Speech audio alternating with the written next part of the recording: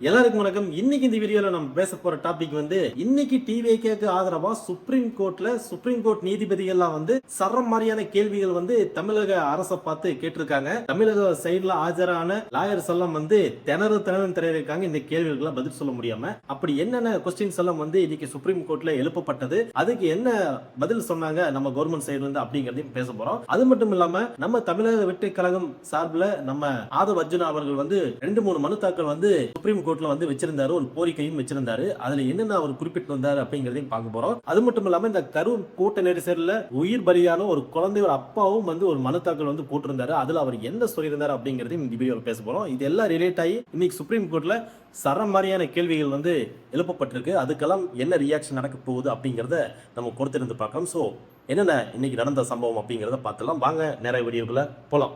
Okay, ஃபர்ஸ்டா இந்த supreme கோர்ட்ல பல கேள்விகள் எழுப்பப்பட்டுச்சு. அதுல எனக்கு பிடித்தமான ஒரு கேள்வியை நான் ஒரு வேலைட் பயன் எடுத்துட்டு அதை ஃபர்ஸ்ட் நான் ஸ்டார்ட் பண்ணிடுறேன். என்னன்னா விஜய் அவர்கள் இந்த பாதிப்பு நடந்த உடனே ஓடி போயிட்டாரு, பயந்து ஓடி போயிட்டாரு அப்படிங்கிற மாதிரி எல்லாம் பேசிட்டு இருந்தாங்க. இன்னைக்கு ஹைகோர்ட்டான சென்னை ஹைகோர்ட்ல நீதிபதியே சொல்லியிருந்தாரு. என்னன்னா இவர் சரியான தலைவர் மாதிரி தெரியல, ஒரு தலைமை பண்புல இப்படி எல்லாம் பண்ணலாமா, இவர் பாதிக்கப்பட்ட இடத்துக்கு வரல அப்படின்னு சொல்லிட்டு நீதிபதியே காட்டமா சில விஷயங்கள் பேசியிருந்தாரு.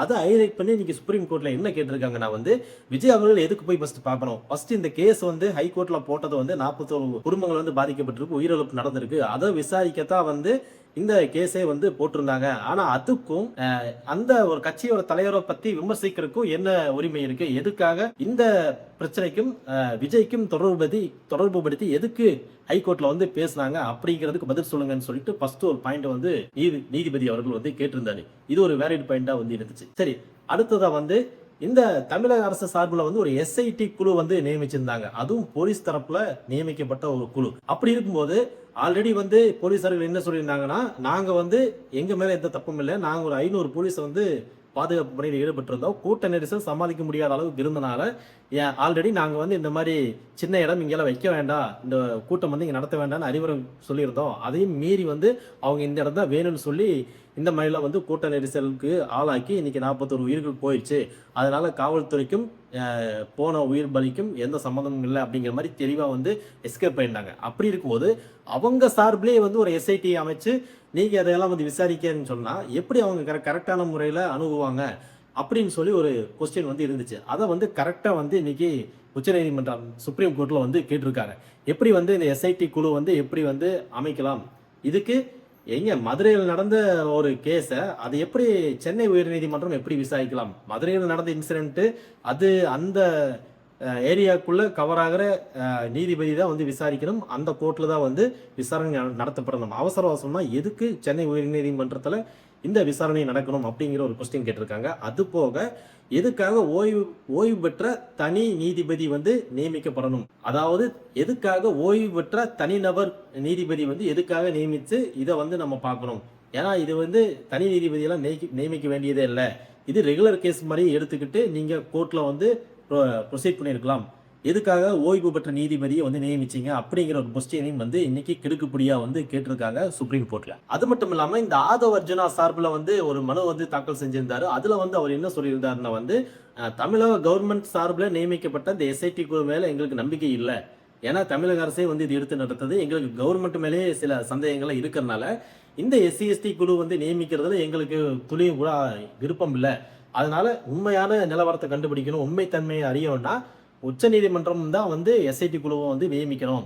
ஏன்னா சென்ட்ரல் கவர்மெண்ட் தான் இதை எடுத்து நடத்தணும். அங்க சிபிஐ விசாரணை கீழே வந்தாலும் சரி, இல்ல சுப்ரீம் கோர்ட்லயே ஒரு எஸ்ஐடி குழு நியமிச்சு அதுக்கு ஒரு நீதிபதி, ஓய்வு பெற்ற நீதிபதி மேற்பார்வையில இந்த குழு நடந்துச்சுன்னா எங்களுக்கு பெட்டர், அப்பதான் உண்மை நிலவரத்தை கண்டுபிடிக்க முடியும் அப்படிங்கிற மாதிரி மனு தாக்கல் செஞ்சிருந்தாரு. அதுக்குண்டான ஒரு விமர்சனத்தையும் இன்னைக்கு சுப்ரீம் கோர்ட்ல பண்ணியிருந்தாங்க.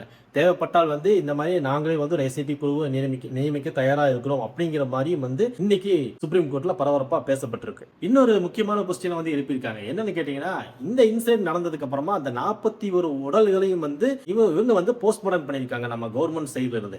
அப்படி இருக்கும்போது ஒரு 6 மணிக்கு மேல எப்படி 41 உடலையும் நீங்க கூராய்வு செஞ்சீங்க, போஸ்ட்மார்ட்டம் எப்படி நடத்துனீங்க, அங்க எத்தனை ஸ்லாப் இருந்துச்சு சொல்லுங்க அப்படின்னு சொல்லி ஒரு கொஸ்டின் வந்து கேட்டிருக்காங்க. அதுக்கு தமிழக அரசு சார்பில் என்ன சொன்னாங்கன்னா வந்து அதை சொல்லவே இல்லை. அதை என்ன சொன்னாங்கன்னா, இல்லை நாங்கள் முடிச்சிட்டோம், அந்த டைமுக்குள்ள பண்ணிட்டோம், அதுக்கு வந்து கலெக்டர்கிட்ட பர்மிஷன் வாங்கியிருந்தோம், 6 மணிக்கு மேலே இந்த மாதிரி வந்து போஸ்ட்மார்ட்டம் பண்றதுனா வந்து அதுவும் இத்தனை உடல்களை இது போஸ்ட்மார்ட்டம் பண்ணும்போது நாங்கள் வந்து உரிமையை வந்து நாங்கள் கலெக்டர் ஆஃபீஸ் வந்து அவங்ககிட்ட பர்மிஷன் வாங்கிட்டு இத்தனையும் பண்ணோம் அப்படிங்கிற மாதிரி சொன்னாங்க. ஆனால் எப்படி அந்த ஒரு சின்ன இடத்துல 41 உடல்களையும் வச்சு நீங்க போஸ்ட்மார்ட்டம் பண்ணீங்க அப்படிங்கிற ஒரு கேள்வி எழுப்பினாங்க. அதுக்கு இவங்க வந்து பதில் சொல்ல முடியாம திணறிக்கிட்டே வந்து என்ன சொல்லியிருந்தாங்கன்னா வந்து, இல்லைங்க நாங்க வந்து பக்கத்துல டைப்ல இருக்கிற ஹாஸ்பிட்டல்ஸ் எல்லாம் அனுப்பிச்சு அங்கங்க வேற வேற ஹாஸ்பிட்டல்ல போஸ்ட்மார்ட்டம் நடந்துச்சு, உரிய மருத்துவர்கள் எல்லாம் வந்து பக்கத்துல இருக்க தேவைப்படுற மருத்துவர்களை நாங்க சப்போர்ட்டுக்கு அழைச்சு இந்த வேலையெல்லாம் பண்ணோம் அப்படிங்கிற மாதிரி சொல்லியிருக்காரு.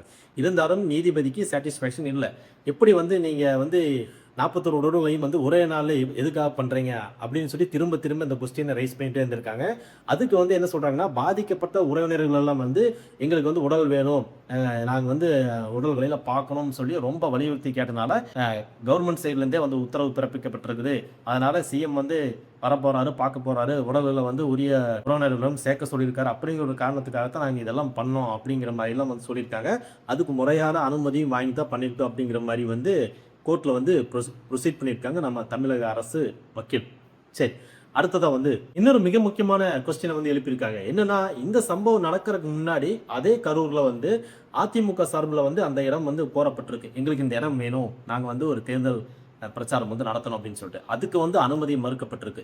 அப்படி அதிமுகவுக்கு அனுமதி மறுக்கப்பட்ட போது எதுக்காக விஜய் அவர்களுக்கு மட்டும் இந்த கூட்டம் நடத்துறதுக்கு அனுமதி கொடுத்தீங்க, இதுக்கு பதில் சொல்லுங்க அப்படிங்கிற மாதிரி எல்லாம் வந்து கேட்டிருக்காங்க. ஆனா இந்த தரப்புல வந்து என்ன சொல்றாங்கன்னா, கவர்மெண்ட் தரப்புல என்ன சொல்றாங்கன்னா, இல்ல நாங்க வந்து முடியாதுன்னு சொன்னோம், ஆனா இவங்க தான் வந்து வாங்கின்றோம், அந்த இடம் வேணும்னு சொல்லி இவங்க தான் வந்து கேட்டனால கூட்டம் இந்த அளவுக்கு வராது அப்படிங்கிறத ப்ரெடிக்ட் பண்ண முடியாதனாலையும் வந்து இந்த மாதிரியான பர்மிஷன் வந்து கொடுக்க வேண்டியதா போச்சு அப்படிங்கிற மாதிரி வந்து காவல்துறை தரப்புல வந்து இந்த கேஸுக்கு உண்டான பதிலை வந்து கொடுத்துருக்காங்க.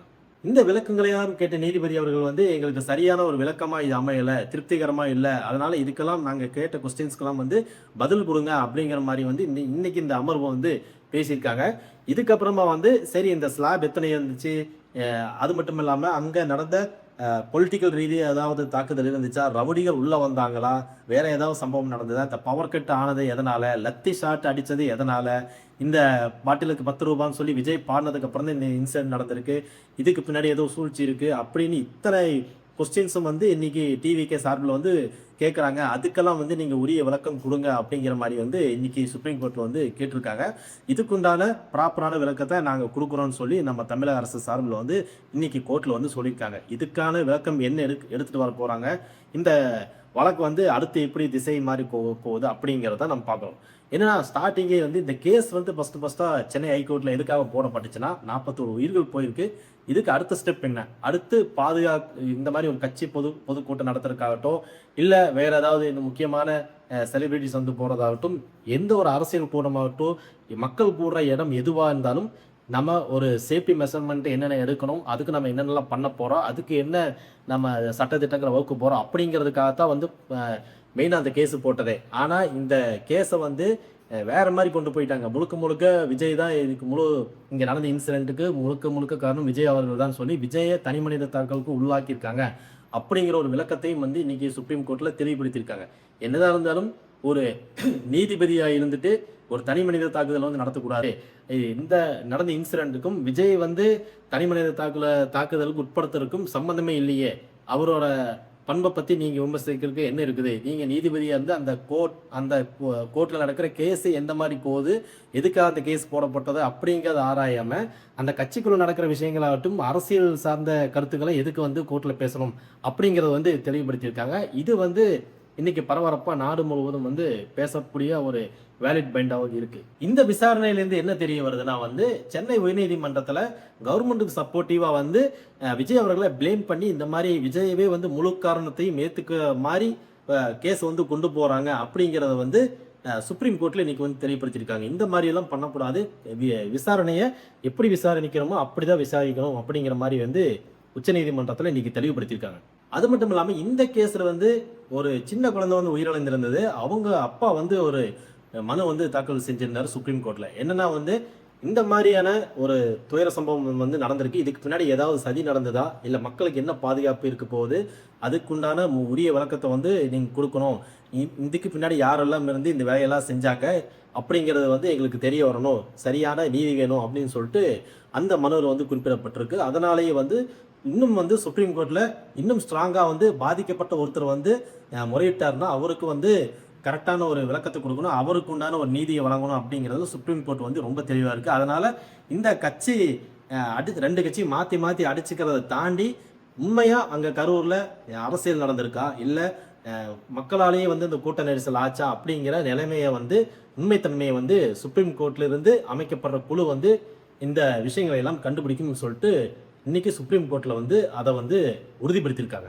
ஓகேங்க. இனி வரப்போற நாட்கள்ல வந்து இந்த கேஸ் வந்து எப்படி திரும்புது அப்படிங்கிறத பார்த்துடலாம்.